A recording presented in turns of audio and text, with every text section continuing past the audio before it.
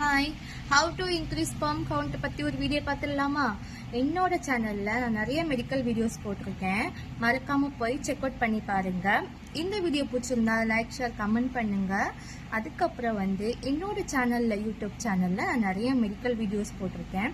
நீங்கள் பார்த்துட்டு உங்களுக்கு அது யூஸ்ஃபுல்லாக இருந்தால் கீழே கமெண்ட்டில் நெக்ஸ்ட் என்ன மாதிரி வீடியோ போடலாம் அப்படின்றத எனக்கு இன்ஃபார்ம் பண்ணுங்க. இப்போ நம்ம இந்த வீடியோக்குள்ள போயிடலாமா? அதாவது நேச்சுரலான முறையில் எப்படி ஸ்பெர்ம் கவுண்ட்டை இன்க்ரீஸ் பண்றது. ஃபர்ஸ்ட் ஸ்டெப் நம்மளோட உணவுப் பொருள்ல செசமி ஆயில், அதாவது நல்லெண்ணெயில செய்யற உணவுப் பொருளை எடுத்துக்கிட்டீங்க அப்படின்னா நேச்சுரலாவே நமக்கு ஸ்பெர்ம் கவுண்ட் இன்க்ரீஸ் ஆகும். செகண்ட் ஒன், நீங்க ஐடி ப்ரொஃபஷனா இருந்தீங்க அப்படின்னா உங்களோட லேப்டாப்பை மடியில யூஸ் பண்றத வச்சு தடுக்கணும். ஓகேவா? ஏன்னா அந்த ஒரு ரேடியேஷனால நம்மளோட ஸ்பெர்ம் ரொம்பவே அஃபெக்ட் ஆகும். இது செகண்ட் ஒன்.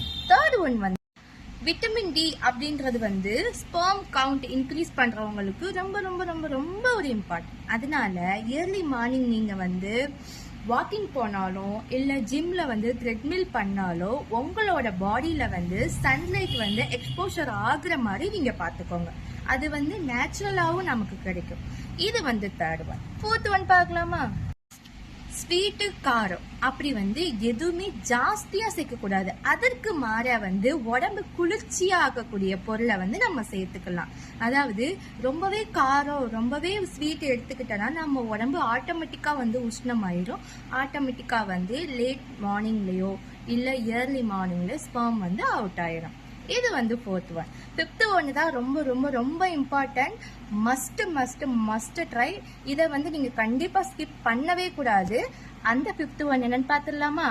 மோர், இளநீ, நொங்கு இதெல்லாம் கண்டிப்பா எடுத்துக்கலாம்.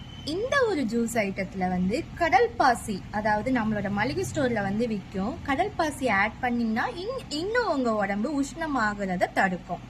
அப்புறம் நண்டு சேர்க்கவே கூடாது. ஸ்பெர்ம் கவுண்ட் இன்க்ரீஸ் பண்ணணும்னு நினைக்கிறவங்க ஃபுட்ல நண்டை அவாய்ட் பண்ணிக்கோங்க. ஓகேவா? அப்புறம் மட்டன் சேர்த்துக்கோங்க. இது உடம்புக்கு குளிர்ச்சியை கொடுக்கும். அப்புறம் நைட்டு எள்ளு, வெந்தயம் தண்ணியில சோக் பண்ணி வச்சுட்டு ஏர்லி மார்னிங் அதை குடிக்கலாம். அப்புறம் fifth one must try sleeping. நமக்கு ஸ்லீப்பிங் தான் கண்டிப்பா முக்கியம்.